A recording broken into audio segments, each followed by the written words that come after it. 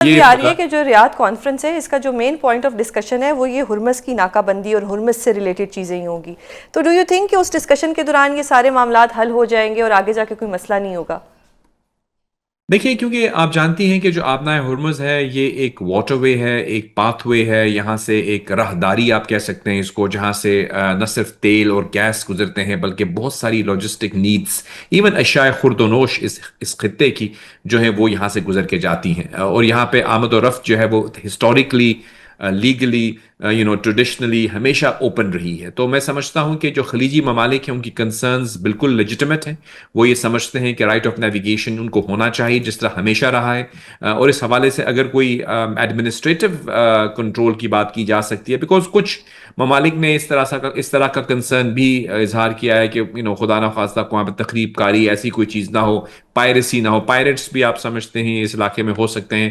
تو اس کی تدارک کے لیے اگر کوئی ایک ایسا فیئر میکانزم ڈیولپ کر لیا جاتا ہے جو کہ تمام ممالک جو ہیں اس آبنائے ہرمز کو جو استعمال کرتے ہیں ان کی باہمی رضامندی سے ہو، تو پھر تو وہ قابل عمل ہوگا. لیکن یک طرفہ طور پر یونیلیٹرل کوئی اسٹیپ لینا، یہ کہنا کہ نہیں ہم یہ چاہتے ہیں باقی مانے یا نہ مانے، تو وہ تو مناسب بھی نہیں ہے اور مجھے لگتا نہیں ہے کہ وہ قابل عمل ہوگا. بلکہ میں تو یوں کہوں گا کہ دانشمندانہ بھی وہ قدم نہیں ہوگا. اور پاکستان کی جو کاوشیں ہیں to be able to mediate between the two sides and all the sides of this party of this conflict، تو وہ بھی یہی نہیں پاکستان بھی یہ نہیں چاہے گا کہ اس طرح کی کوئی چیز ہو کہ جس پہ کسی ایک فریق کو جو ہے وہ یہ لگے کہ وہ ان کی بات مانی جا رہی ہے اور باقیوں کی بات کو جو ہے رد کیا جا رہا ہے. جی صحیح.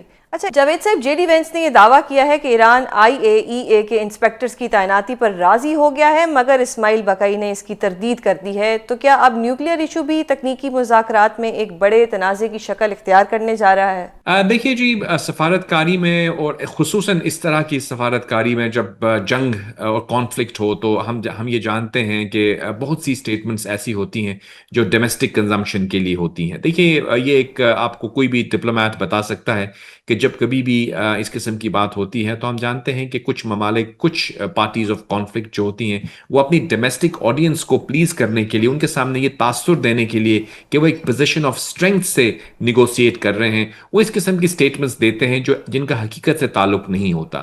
وہ ایک پوسچرنگ ہوتی ہے ایک ڈومیسٹک کنزمپشن کے لیے. لیکن جب وہ ٹیبل پہ اکراس دا ٹیبل بیٹھ کے بات کرتے ہیں تو وہاں پہ وہ وہی بات کرتے ہیں جو کہ ایک فریم ورک میں طے کی گئی ہے.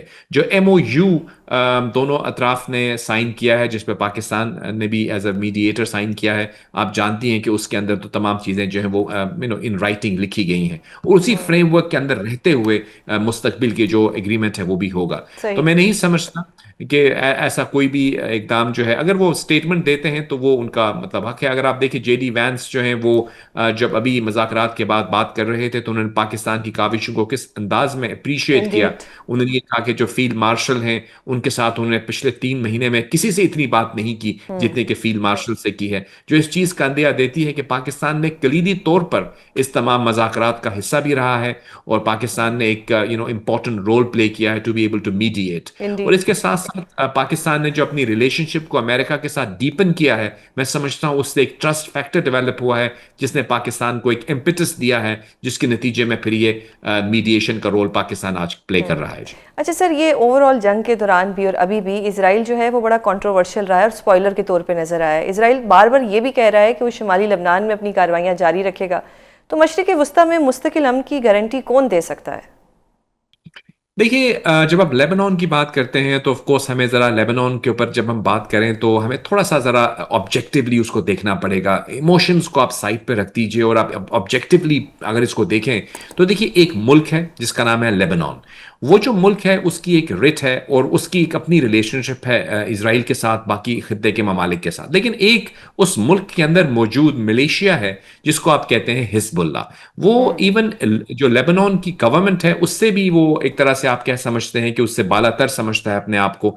لیکن اگر آپ اسرائیل سے پوچھیں تو وہ یہ کہتے ہیں کہ ہماری جو جنگ ہے وہ لیبنان کے ملک سے نہیں ہے بلکہ حزب اللہ سے ہے، جو کہ اس ملک کے اندر موجود ایک نان اسٹیٹ ایکٹر ہے.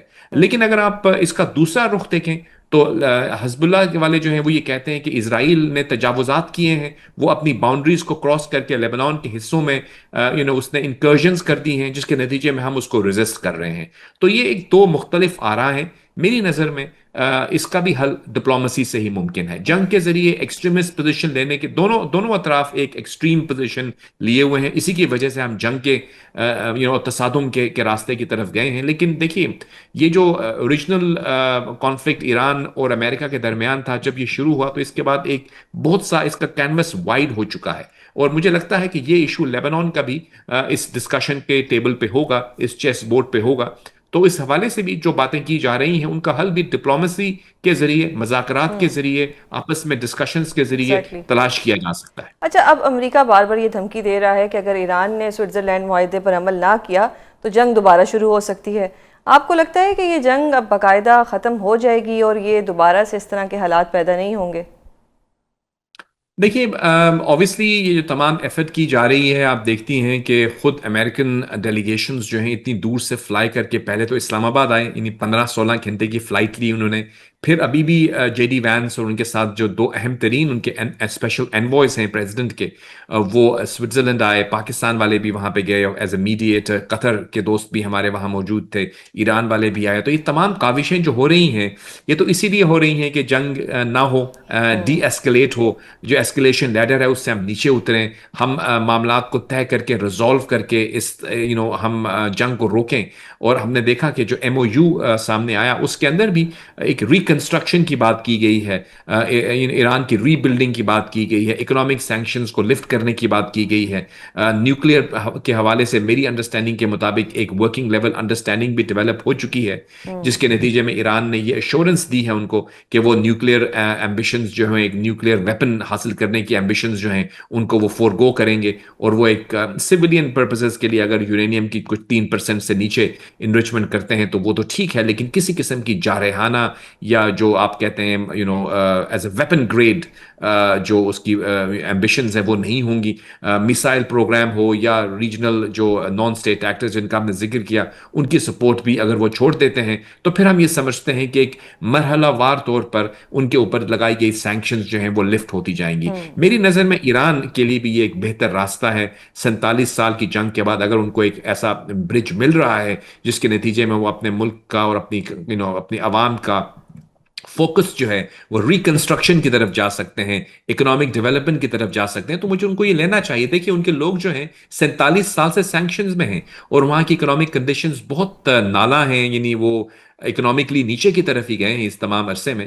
تو ایران کے اندر رہنے والے لوگ بھی یہ سمجھتے ہیں کہ ان کو اپنی اسٹریٹجی کو بدلنا ہے. وہ سمجھتے ہیں کہ ان کے اندر جو تیل اور گیس کے ریسورسز ہیں جو ان کے اثاثے دنیا بھر میں منجمد پڑے ہیں ان کو کھولنے کا کوئی راستہ بنے. اور وہ راستہ یہی ہے کہ آپ جنگ کا راستہ چھوڑیے, ڈپلومسی پہ آئیے اور اس مسئلے کا حل تلاش کیجیے اور اپنے ملک کا فوکس اکنامکس کی طرف لے جائیے بجائے اس کے کہ جنگی عزائم کے.